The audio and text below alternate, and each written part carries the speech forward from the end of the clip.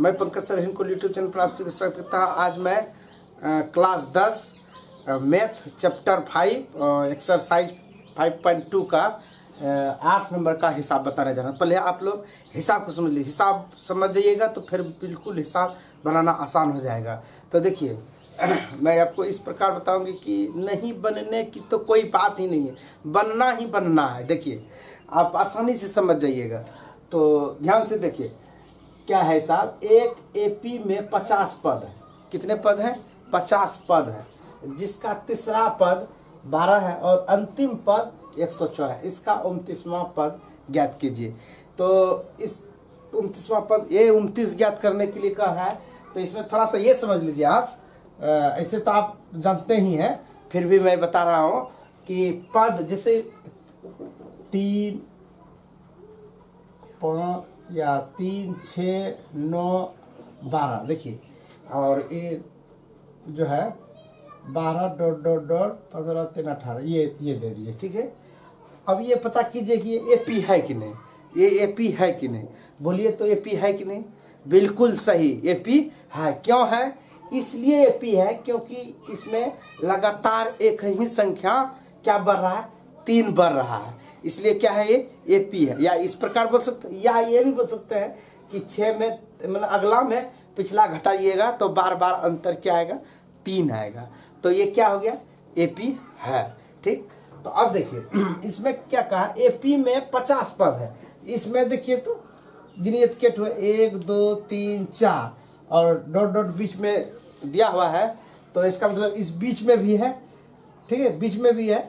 और फिर अंतिम में देखिए ये लास्ट हो गया, अंतिम में क्या है? 18 है। अंतिम में क्या है? 18 है, ठीक। तो इसमें कहा कि एपी में 50 पद है और इसमें क्या पद है? तो बोलिए, बोल सकते हैं? हाँ जरूर। क्या? अच्छा, बीच में क्या है? 15 है। अच्छा चलिए इसको 15 भी लिख देते हैं बीच में, लीजिए 15 है। तो अब बता सकते हैं आप एपी के में कितना पद है? 1, 2, 3, 4, 5, 6 पद है। इसको कहते हैं कि इस एपी में 6 पद है, यानी n बराबर 6 है। यही हुआ पद। समझ गए आप? पदों की संख्या मतलब n का मतलब समझ गए। n का मतलब क्या हुआ? पदों की संख्या। 1, 2, 3, 4, 5, 6 कितने पद है? वो पदों की संख्या वही हुआ। उसी को हम लोग क्या कहते हैं? n बराबर अगर कहेंगे इसमें बोलिए तो कितना होगा n बराबर? तो n बराबर हो जाएगा 6, ठीक है, समझिए। उसके बाद क्या होगा? तीसरा पद 12 है, ठीक है। तो ये हिसाब से मैं ये अलग उदाहरण दे के मैं बता रहा हूँ कि तीसरा पद आखिर क्या होता है, अंतिम पद क्या होता है, n क्या होता है।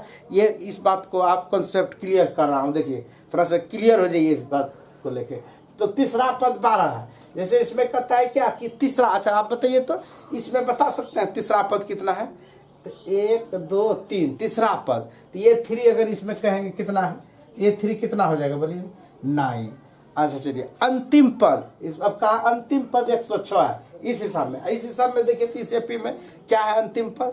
अंतिम पद कितना है? 18। तो अंतिम पद को हम लोग लिखते हैं क्या? an। क्या लिखते हैं? an कितना हो जाएगा? 18 हो जाएगा। अब कहता है क्या इसमें 29वां पद ज्ञात कीजिए। और इस एपी में इतना दिया हुआ, कहेंगे क्या? इसमें 3, 3, 6 9 पद ही कितना है? इसमें 3 पद की संख्या कितना है? 6 है। और इस प्रकार कहेंगे इसका अगला और यही एपी को और बढ़ाएंगे तो आगे तक जा सकता है। बढ़ाएंगे तो 3 बढ़ाते जाएंगे तो कहेंगे क्या इसका 20वां पद क्या है? जैसे ये 20 कहेंगे निकालने के लिए, तो फिर आप निकाल लीजिएगा। कैसे निकालिएगा? क्योंकि n A3 और an मालूम है, ठीक है। तो इससे आप हम लोग क्या पकड़ेंगे कि हाँ ये इसमें मालूम है। यहाँ ए भी लिख सकते हैं। इस एपी में ए बराबर कितना है? 3 है। तो इससे हम लोग आसानी से A20 क्या कर सकते हैं? निकाल सकते हैं। तो कैसे निकालेंगे? तो वही सूत्र लगा देंगे। कौन सूत्र लगा देंगे? तो A20 बराबर होता है A प्लस 19D। तो फिर लिखेंगे और D फिर अगला में पिछला घटा के D भी मालूम है, तो फिर उसको निकाल लेंगे।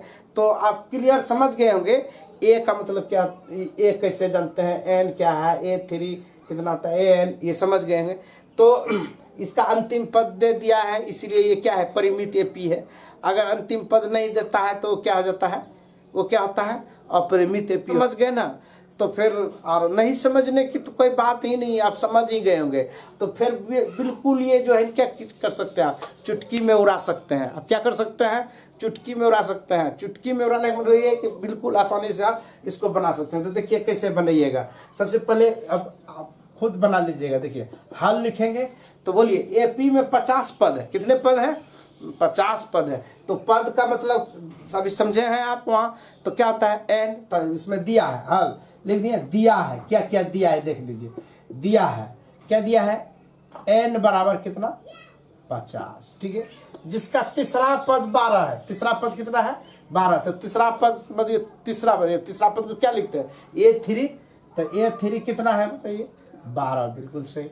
उसके बाद कहता है अंतिम पद 106। अंतिम पद को क्या लिखते हैं, nवां पद को अंतिम पद an लिखते हैं। तो an लिख दिए, an बराबर कितना दिया हुआ है, ये 106। अब देखिए हम लोग को इतना चीज जो है ना हिसाब में हम लोग को मालूम है, और निकालना क्या है, ये 29वां पद, यानी 29वां पद को क्या लिखते हैं, ये 29। तो ये 29 बराबर क्या है, वाट। ये 29 बराबर क्या है, वाट। यही निकालना है, ये 29।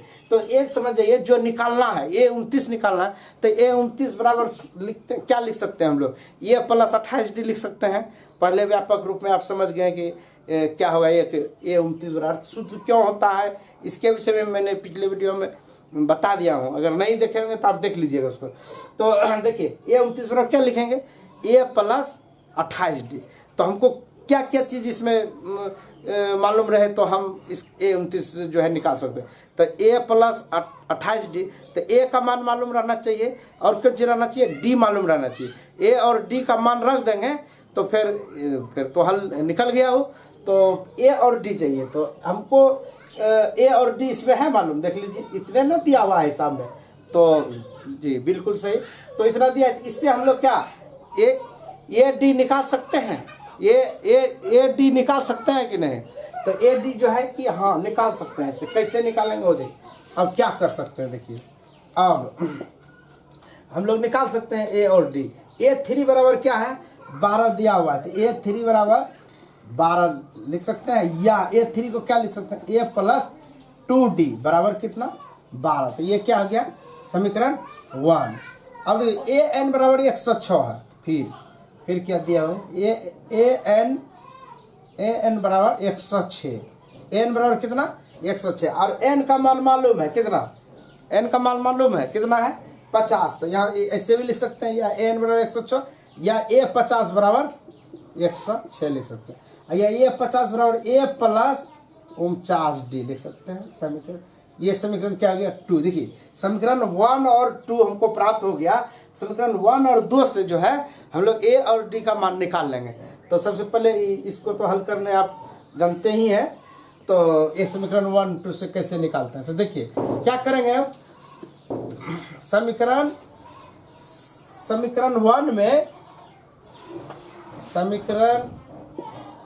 में समीकरण किसको, 2 को घटाने पर, घटा देंगे समीकरण 2 को घटाने पर। तो घटाएंगे a प्लस 2D बराबर 12, ये हो गया समीकरण 1। और समीकरण 1 में क्या करेंगे, 2 को घटाएंगे, a प्लस 49D बराबर 106। तो इसको जो है फिर घटाइए, घटाने चिन्ह बदल देगा, क्या घटाइए, इधर कितना बचेगा, माइनस 47D बराबर 106 में 12 घटाइए तो 94, माइनस 94 बचेगा, माइनस 94 घटा के देख लीजिए। 4 और 10 में 1 गया 9, ठीक है। 94 माइनस कैंसिल हो गया, इसलिए डी बराबर कितना हो जाएगा, 94 बटे 47, 47 दूना 94। तो 2, डी का मान कितना निकला, 2 निकला। डी का मान क्या कर देंगे, समीकरण 1 में रख देंगे, का मान समीकरण कौन सी में रख देंगे, समीकरण 1 में रखने पर। तो समीकरण 1 में रख देंगे, तो समीकरण 1 a प्लस 2D बराबर 12, या इसको लिख सकते हैं a प्लस 2 गुना d का मान मालूम हो गया है, 2 बराबर 12। तब तो इसमें 2 चर था, 1 चर का मालूम हो गया, तो फिर एक तो स्वयं निकल जाएगा। समीकरण a प्लस बराबर 12, 2 दूना 4, और उसको उस साइड ले जाएंगे तो क्या हो जाएगा, उधर जाएगा तो क्या हो जाएगा, प्लस है तो माइनस, 2 दूना 4, तो इधर माइनस 4 हो जाएगा। ये बराबर कितना है, 12 में 4 घटा दीजिए, कितना बचा 8।